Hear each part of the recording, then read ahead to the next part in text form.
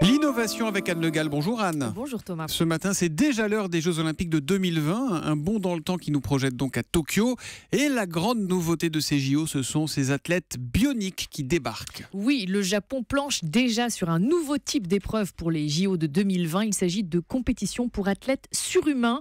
Ce sont des sportifs soit débutants, soit seniors ou encore des enfants qui pourront rivaliser avec des champions de haut niveau, mais sans s'être entraînés durant des années en salle de sport. Leurs capacités seront tout simplement boostées par la technologie. C'est-à-dire que ces super sportifs pourraient être équipés par exemple d'exosquelettes ou de prothèses qui allongent la foulée pour les épreuves d'athlétisme. Vous avez une photo sur Twitter avec le hashtag un matin. On peut aussi imaginer des lunettes qui donnent une vision à 380 degrés sur un terrain de foot ou de basket, ce qui permet d'optimiser les passes évidemment.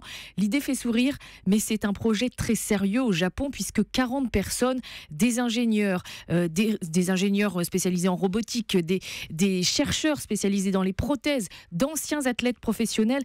40 personnes travaillent déjà depuis un an à la création de ces nouvelles épreuves qui combineront sport et high-tech en marge des JO de 2020. Mais est-ce que ça a vraiment un intérêt? Il n'y aura plus de suspense? Les super athlètes vont toujours tout gagner, non? Eh bien non, justement. Si on met un vélo et un scooter, c'est le scooter qui gagne.